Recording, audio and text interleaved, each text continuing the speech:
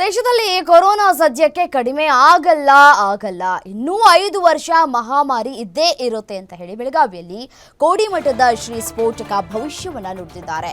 ಮತ್ತೆ ವಾಯು ರೂಪದಲ್ಲಿ ಕೊರೋನಾ ಅಪ್ಪಳಿಸಲಿದೆ. 5 ವರ್ಷ ಮಹಾಮಾರಿ ಬೇರೆ ಬೇರೆ ರೂಪದಲ್ಲಿ ಇರಲಿದೆ. ಉಸಿರಾಟಕ್ಕೆ ತೊಂದರೆಯಾಗಿ ಸಾವುಗಳು ಕೂಡ ಆಗತ್ತೆ. ಲೋಕಕ್ಕೆ ವಾಯು ಜಲದಿಂದ 5 ವರ್ಷ ಗಂಡಾಂತರ ಫಿಕ್ಸ್. ಜನರು ಹುಷಾರಾಗಿ ಇರೋದು ಒಳ್ಳೆಯದು ಅಂತ ಹೇಳಿ ಕೋಡಿಮಠದ ಶ್ರೀಗಳು ಹೇಳ್ತಾ ಇದ್ದಾರೆ. ಕೋಡಿಮಠದ ಶ್ರೀಗಳು ಡಾಕ್ಟರ್ ಶಿವಾನಂದ ಶಿವಯೋಗಿ ರಾಜೇಂದ್ರ ಸ್ವಾಮೀಜಿಯವರು ಬೆಳಗಾವಿಯಲ್ಲಿ ಜಗತ್ತಿನ ಭವಿಷ್ಯಕ್ಕೆ ಸಂಬಂಧಪಟ್ಟಂತೆ ಆತಂಕಕಾರಿಯ ಭವಿಷ್ಯವಾಣಿಯನ್ನು ಕೂಡ ನುಡಿದಿದ್ದಾರೆ. ಜಗತ್ತಿಗೆ ಮುಂದಿನ 5 ವರ್ಷಗಳ ಕಾಲ ಜಲ ಮತ್ತು ವಾಯುಗುಣದಿಂದ ಗಂಡಾಂತರ ಎದುರಾಗಲಿದೆ ಅಂತ ಹೇಳಿ ಎಚ್ಚರಿಕೆಯನ್ನು ಕೊಟ್ಟಿದ್ದಾರೆ. ಯಾವುದು ಒಳ್ಳೆ ರೀತಿ ನಮಗೆ ಸಿಗ್ತಾ ಇಲ್ಲ.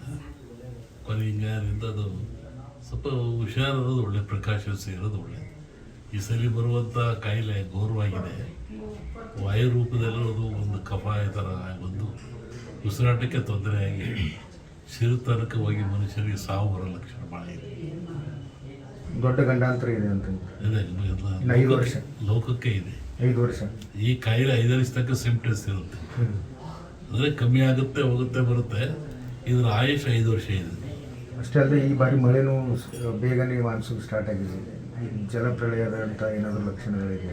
ಈ 4 ಮೊನ್ನೆ ಹೇಳಿದ್ದಲ್ಲ, ವಾಯು ಜಾಸ್ತಿ ಇದೆ, ಜಲದ್ದು ಜಾಸ್ತಿ ಇದೆ, ಮೇಘಸ್ಫೋಟ ಆಗೋ ಲಕ್ಷಣ ಭಾಳ ಇದೆ, ಹಿಮಾಲಯದಿಂದ ಅಪಾಯ ಇದೆ, ಅದು ಡೆಲ್ಲಿವರೆಗೆ ಆವರಿಸ್ತದೆ, ಭೂಕಂಪಗಳು ಭಾಳ, ಜನಗಳ ಸಾವು ನೋವು, ಮತೀಯ ಗಲಭೆ ಹೆಚ್ಚು, ಅರಸ ನರಮನೆಗೆ ಕಾರ್ಮೋಡ ಕವಿದಿತ್ತು.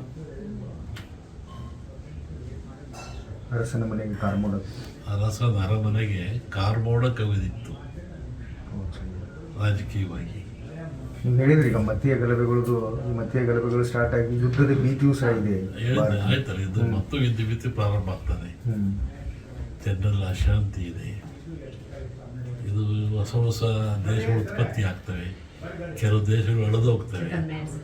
ಅನೇಕ ರಾಜಕೀಯ ಮುಖಂಡರಿಗೆ ಸಾವಿದೆ, ನೋವಿದೆ, ಥ್ರೆಟ್ ಇದೆ. ರಾಜ್ಯ ರಾಜಕಾರಣದಲ್ಲಿ ಏನಾದರೂ ಮೇಘಸ್ಫೋಟ ಭಾಳ ಇದೆ ಜಗತ್ತಿನ ಇದರಲ್ಲಿ. ರಾಜಕಾರಣದಲ್ಲಿ ನಮ್ಮಲ್ಲಿ ಈ ಸಾಮಾನ್ಯವಾಗಿ ಭವಿಷ್ಯದಲ್ಲಿ ಯುಗಾದಿ ಒಂದು ಭವಿಷ್ಯ ಬರುತ್ತೆ, ಆಮೇಲೆ ಸಂಕ್ರಾಂತಿ ಭವಿಷ್ಯ ಅಂತ ಬರುತ್ತೆ.